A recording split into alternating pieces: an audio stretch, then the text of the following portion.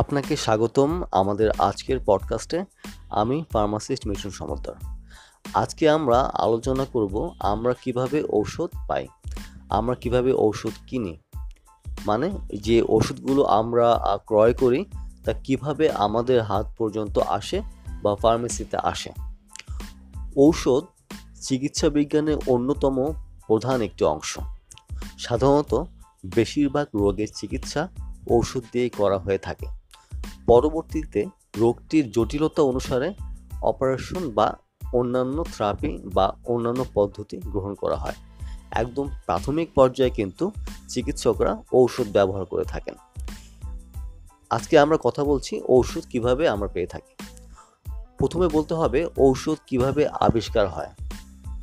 ঔষধ আবিষ্কার, ওষুধের উপাদান খুঁজে বের করা বা এটার নিরাপত্তা বিধানের জন্য যে ব্যবস্থাগুলো নিতে হয় সেগুলো, তারপর এটা উৎপাদন, তারপর এটার মার্কেটিং, তারপর এটা মার্কেটিং পরবর্তী নিরাপত্তা যাচাই করে রাখা, বিভিন্ন অংশ রয়েছে ঔষধের এই বিশাল আলোচনার মধ্যে।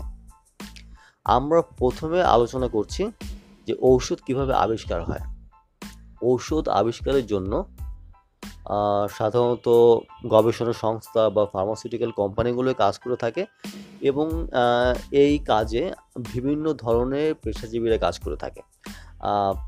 ফার্মাসিস্টরা থাকে, বায়োকেমিস্ট থাকে, কেমিস্ট, চিকিৎসক, বিভিন্ন ইঞ্জিনিয়ার, টেকনিক্যাল আরও অনেকগুলো পেশাজীবীরা এখানে কাজ করে থাকে।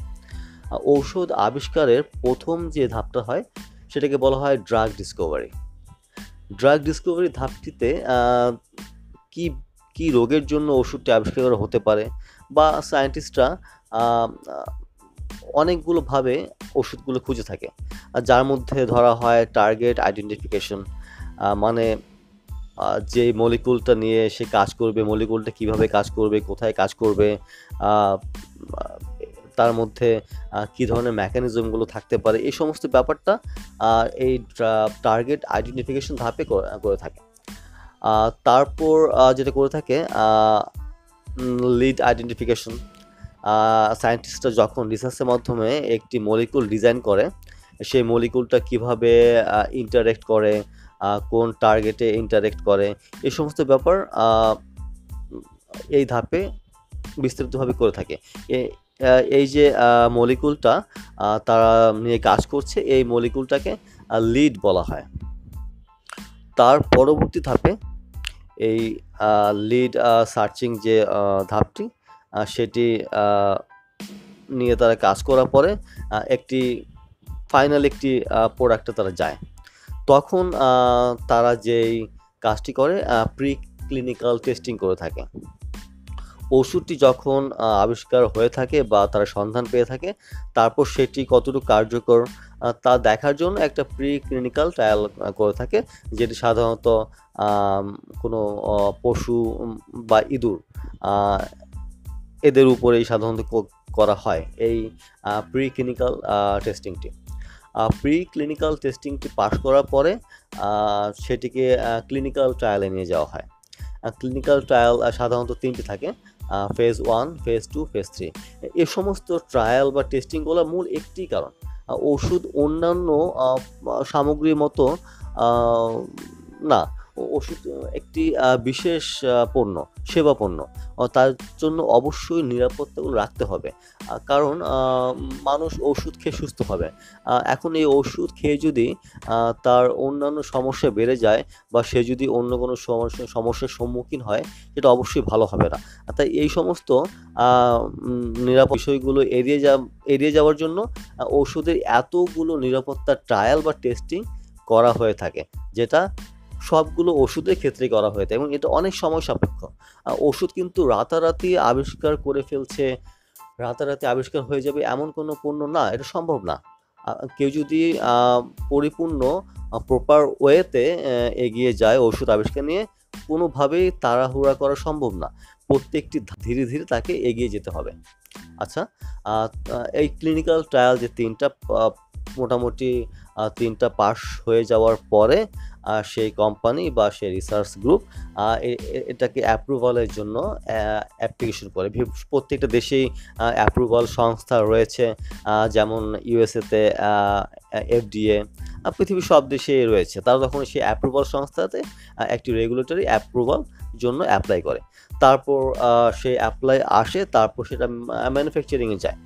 ম্যানুফ্যাকচারিং এখানে প্রত্যেকটি ধাপে ওই যে যেই ওষুধটি অ্যাপ্রুভ হয়েছে সেই ওষুধটি মানুষের সেবন উপযুক্ত করে নির্মাণ করা হয়। সেটি যে ডোজেস ফর্মে হতে পারে, ট্যাবলেট, ক্যাপসুল, ইনজেকশন, যেভাবে হতে পারে তারা সেটাতে নির্মাণ করে। তার জন্য তখন সেই ম্যানুফ্যাকচারিং কোম্পানির প্রতিটি ধাপ নিরাপত্তা সুরক্ষিতভাবে সে ধাপগুলো শেষ করে ওষুধটি প্রস্তুত করতে হয়। তারপরে তখন তারা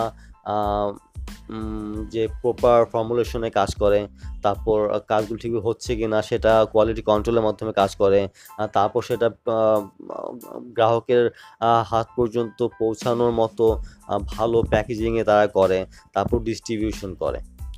এই ওষুধটি যখন ফার্মাসিউটিক্যাল কোম্পানি প্রস্তুত করে তখন সেটা হসপিটাল অথবা বিভিন্ন ফার্মেসিতে এসে পৌঁছায়। তখন আমরা সেই হসপিটাল থেকে ওষুধগুলো আমাদের সেবায় পাই, অথবা আমাদের প্রয়োজন মতো আমরা ফার্মেসিগুলো থেকে সংগ্রহ করতে পারি। মানে বোঝা যাচ্ছে যে ঔষধ আবিষ্কার থেকে শুরু করে বিভিন্ন ধাপ পার হয়ে, ম্যানুফ্যাকচারিং ধাপ পার হয়ে কতটা নিরাপদভাবে আমাদের হাতে এসে পৌঁছায়। তারপর আমরা সেটা ফার্মেসি থেকে সংগ্রহ করি এবং আমরা সেটা সেবন করি। এবং আরও এখানে আরও একটি ধাপ রয়েছে। একটি ঔষধ আবিষ্কার, তার ট্রায়াল, তার রেগুলেটরি কাজ সম্পন্ন করার পরে ম্যানুফ্যাকচারিং হয়, তাতে শেষ না। এখানে মার্কেটিং করার পরে আরেকটা ধাপ রয়েছে, পোস্ট মার্কেটিং সার্ভেলেন্স। এর মাধ্যমে দেখা হয় যে ওষুধটি সবগুলো ধাপ পার হয়ে প্রস্তুত করে জনগণের কাছে যেটা ব্যবহার হচ্ছে সেটা আসলেই সাইড ইফেক্ট গুলো কি, সেটা সেফ আছে কি না, কারণ এখানে তার সাইড ইফেক্টগুলো দেখতে হবে এবং লং টার্ম সেফটি কনসার্ন আছে, যে সব ঠিক আছে কি না এগুলো দেখতে হবে। ঠিক আছে, এই ধাপটা অন্যতম গুরুত্বপূর্ণ একটা ধাপ।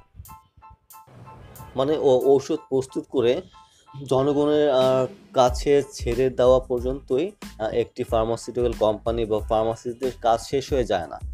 ওষুধটি ফার্মাসিস্টরা ততক্ষণ পর্যন্ত নজরদারিতে রাখে যতক্ষণ এটা নিরাপদভাবে রোগীরা গ্রহণ করছে। এই যে পোস্ট মার্কেটিং সার্ভেলেন্স, এটা একটা ক্রিটিক্যাল পার্ট, ড্রাগ সেফটির জন্য একটি ক্রিটিক্যাল পার্ট। এই পোস্ট মার্কেটিং সার্ভেলেন্সটাও অনেকগুলো কোম্পানি খুব ভালোভাবে পর্যালোচনা করে থাকে। আমরা আজকে জানলাম একটি ঔষধ কিভাবে আবিষ্কার হচ্ছে, তার কিভাবে গবেষণার মাধ্যমে সেখান থেকে মূল উপাদানটা বের হচ্ছে, তারপর সেই মূল উপাদানটা থেকে লাইসেন্স নেওয়া হচ্ছে, তারপরে এটা সেই মূল উপাদানটার সাথে অন্যান্য উপাদান অ্যাড করে সেটাকে জনগণের গ্রহণযোগ্য করে তোলা হচ্ছে। যেমন ট্যাবলেট, ক্যাপসুল, ইনজেকশন করা হচ্ছে, তারপর মার্কেটিং করা হচ্ছে এবং পোস্ট মার্কেটিং সার্ভেলেন্স করা হচ্ছে। এই যে টোটাল ধাপগুলো, এর মাধ্যমে জানতে পারলাম একটি ওষুধ কিভাবে আমাদের হাত পর্যন্ত এসে পৌঁছায়। সাধারণত আমি চেষ্টা করি আমাদের সাধারণ রোগীদের জন্য এই তথ্যগুলো দেওয়ার জন্য। তার জন্য আমি সম্পূর্ণ চেষ্টা করি কঠিন যে টার্মগুলো সেগুলো এড়িয়ে চলার জন্য, যেন সবাই সেটা বুঝতে পারে। আমি আশা করি আপনারা আমার এই তথ্যটা জানতে পেরেছেন, বুঝতে পেরেছেন। এখানে আরেকটি কথা বলে রাখা ভালো, যে এই ধরনের ঔষধ আবিষ্কার এবং তার নিরাপত্তা বিধানে সকল ধরনের কার্যক্রম অনেক সময় সাপেক্ষ, সাথে সাথে এটার জন্য অনেক অর্থ খরচ করতে হয়। আমাদের দেশের কোম্পানিগুলো এই কাজ শুরু করেছে, অনেক পরিমাণে অর্থ ব্যয় হয়ে থাকে, কিছু কিছু কোম্পানি কাজটা করছে। এই ছিল আমাদের পডকাস্ট, যেখানে আমরা জানতে পেরেছি ঔষধ কিভাবে উৎপাদন হয়, আবিষ্কার হয় এবং আমাদের হাতে এসে এসে পৌঁছায়। আমরা পরবর্তী পডকাস্টে অন্য কোনো তথ্য জানবো। আমাদের সাথে থাকার জন্য আপনাকে ধন্যবাদ। আমাদের এই পডকাস্ট বা তথ্যসমূহ আপনার কেমন লাগছে, বা আমাদের আর কি পরিবর্তন বা উন্নতি করতে পারলে সেটা ভালো হবে, অবশ্যই জানাবেন। সাথে থাকবেন। ধন্যবাদ।